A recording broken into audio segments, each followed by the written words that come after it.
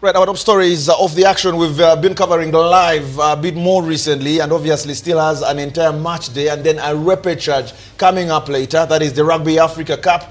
Not the perfect outing for the Cranes after a disappointing 24-12 defeat to Morocco in the 5th place semi-final. That is at the Mandela National Stadium, putting Uganda's elite division status at risk now. Morocco did dominate earlier on, scoring 2 quick tries through Theo Bashiri and Yassine Mamri. Uganda's first try came 61 minutes on the clock. Philip Wokorach, and then later, of course, added a second as well. However, Morocco did seal that victory with 2 more tries, despite Uganda contesting the final one for foul play. Uganda will now play Cote d'Ivoire or Ivory Coast in a must-win relegation decider to retain their spot in the top tier. Quick look at all the other results before we get a bit of a feel of what this means to Uganda, really. Kenya in there, losing out to Zimbabwe 29-23. Then, of course, you have Morocco beating Uganda, Namibia thumping Algeria, and it's that Zimbabwe-Namibia fixture then that everyone is waiting for on Saturday. It should be 4 p.m. Honest, I know we shall maybe jump into the 2 big games and have a bit of a feel, but what is it we have gotten wrong consistently over both games in your view? And I say that knowing we have experts who have come through to help the team tactically. There's been a good training camp down in Southern Africa. The fans expected explosive performances now that you can qualify for the World Cup. All that down the drain. Yeah, I think Uganda have consistently choked under pressure. And this is especially, and we've been talking about this a couple of times, our start has always been poor. For us to go 14-0 down at halftime does not look good. We tried to hold on a bit in the first game. I think when we're playing against Kenya, usually the performances are outliers, if I can put it like that. Because it's a derby, we show up in a different mental state. We want to play so that the rivalry, so that we come out on top in the rivalry. And the performance that we get, that we put up, is always much better, I could say. But that usually papers over the cracks that we have in our squad. And when we are now, let's say we've been successful and we are at the next level, it can push us all the way to the top. Yeah. But when we fall like we did on Tuesday, coming back on Sunday, the team seemed not to have recovered from that defeat. And I think the Morocco game showed us a couple of things where we have always fallen short. One, that our best players do not show up on the day when we expect them to unlead the team. But even the team as a whole itself, they cannot seem to string 3-4 phases together like we have always expected them to, and in the preparations that they have been putting in. So you get all those best players not showing up, the whole team not standing up for themselves.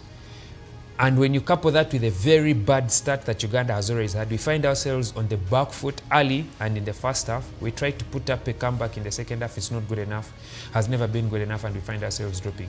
Yeah, a bit complicated, to be honest with you. And everything I'm asking you now is banter I had up in the stand. So for me, it's easy to tell you what the fans were saying, so you can give us a bit of analysis on that. We are talking about lacking leaders on that field. And part of the reasons they gave was, you watch the game against Morocco, and every time there's a big decision to be made by the Moroccans, 2-3 players quickly come together, or 5, and they quickly have a decision. At so many moments, you felt Uganda should have had penalties taken in that 22 when easily we could have put some points on the score when we still had no point. That never happened. During lineouts, everyone is looking at the bench. Is there a lack of leadership in this team? No, Uganda has leaders. Uganda has enough leaders on that pitch. You have Byron Oketa, which is the captain. His vice captain is Frank Chidega. There's the other vice captain, Conrad Wanyama, with the ball in his hand. We have experienced players in Joseph Aredo, 30 caps, I believe. You have on the outside Adrian Casito. You have Philip Okorach at the back. Uganda is not short of leaders. Ian Munyani was the former Sevens captain. Pius Ogena, with as many caps in there as well. But I think for me, it's not about the leadership in terms of the talking and the inspiring and the whole. I think it is the leadership in the doing. When you find your best players are the ones making decisions, which, if they work, they are brilliant decisions. But chances are that those decisions, and as we saw over the weekend, over Sunday, the decisions that they were making with ball in hand were not the best decisions that they could have made. So when you have your best players who you want to be your leaders in the doing, not doing well, then it ends up affecting the team. I felt when people say we have a penalty and we call for a scrum, maybe when it is 37 minutes on the clock, and you're thinking we are 14-0 down, we've been here for the past 10 minutes and we have not got a try, and we have a penalty in this zone. You're not thinking about 3 because the clock is ticking towards halftime. You want to get a try, close that gap significantly, and go with that momentum. But how many do you need to make a decision? Say, let me put points on the board. How many penalties do you need? There's a point where you reach and you say it is, I would like to say it in Luganda. Okufano butanyagwa. Yes. You go all or nothing at that point. And that scrum that was in the 5, I felt Uganda at that point had the momentum in the scrum, and they wanted to capitalize on it and put points on the board. Unfortunately, and this is goes back to the same, our vice captain decides to carry the ball into contact, we lose it, we have a reset, things do not go well, and we end up losing the ball and defending a line out in our own 22. So I felt the decisions at that point, we have worked so hard to get there, and now it has reached a point where we are desperate. We need a try, we need to score a try. That point of desperation leads people into going off the script, pulling moves that they have not pulled before. You expect, the teams are expecting the ball maybe to go this side, but one of the players carries it to the other side. And from then on, everything just falls apart and we find ourselves on the back foot, and we're now trying to survive and go into halftime. I think also when the performances are poor, the decision making can become a bit complicated. You're desperate to do things. When you're desperate to do things, you can't do them the right way. That's exactly what we're seeing. Because some of these guys were making mistakes. You talk about, what's his name? The Pirates, the second assistant. From Conrad Wanyama. Conrad Wanyama. You talk about Chidega himself. Couple of times you're thinking there should be Ian Munyani himself for that kick when he wanted. I mean, at halftime. You think it's a good idea, but probably better to play it in a better area than where he played it.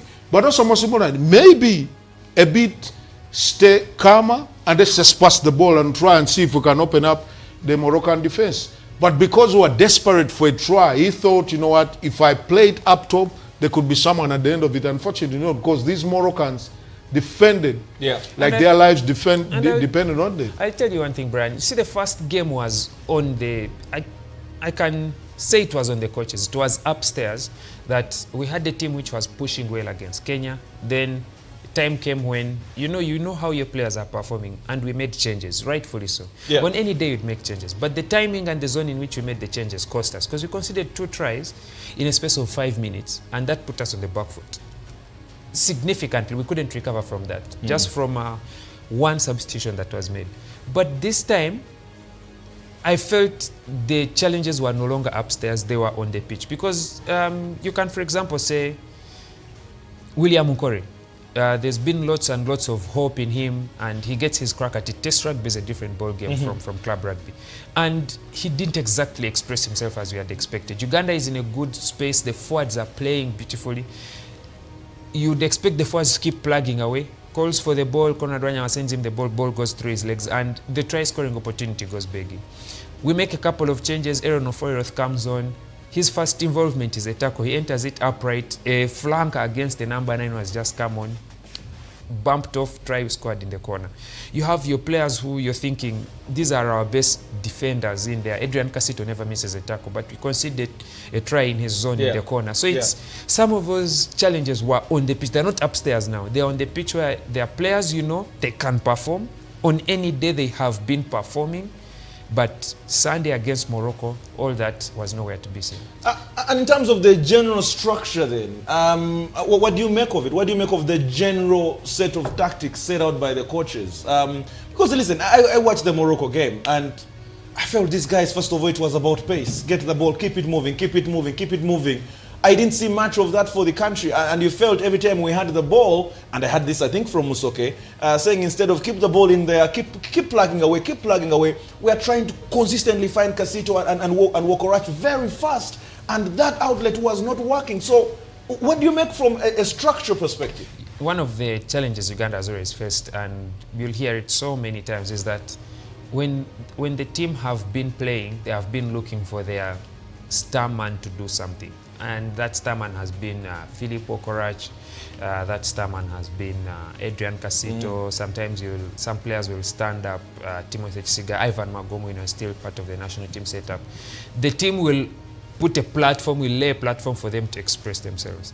Now, there are times when the team have not done a good job at laying that platform. And it is now not giving them the chance to express themselves. It is transferring the pressure to those star players. And you remember in the Kenya game, Philip Okorach burst his lungs. He's on his knees, the ball is passed to him. And now you're looking at Uganda versus Morocco. And I can count a number of passes where they came straight from the number 9 to the number 15. Yeah. The number 9 is passing straight to Philip Okorach, or maybe the number 9 is passing straight to the center, skipping the number 10, skipping the number 12, all the way to 13. So it is, the players on the pitch are just transferring the pressure to the top performers. And when you just transfer the pressure, and these teams are aware of how good our players are. And good, I mean, from the past, not from how we played on Sunday. Good in the past. So they will ensure they don't give them any space, any time on the ball. Once the ball is getting to you, you have a player in your face. You have maybe 2 already in that space covering you. And those opportunities don't come. You find yourself in a desperate situation, and the time comes when, until there's maybe a hallelujah of a pass or maybe a half gap in there, once the whole team is set from a set piece, those opportunities don't come when you're just transferring pressure. Maybe open play, maybe a quick break, such a chance can come, and those are some of the tries that we scored on the quick break. But it is very difficult to remember Uganda scoring a try where it has come from a set piece. Maybe the one try against Kenya, but against Morocco, all the tries were almost out of nothing. So you talk about that try of Adrian Casito's space, obviously that put us in a bit of trouble. Let's talk about the scrum then. How did we consistently not be successful in there? I mean, you felt Sentes and Fahad as your pivot is one of the better ones we've seen over the years. How did the Moroccans exploit those spaces? Because I tell you, the try you're talking about, we were that side of the ground, even as we didn't know where the ball was. Let me tell you what. That was the trickiest thing ever. Lineouts are very tricky to defend. They are a technical part of the game.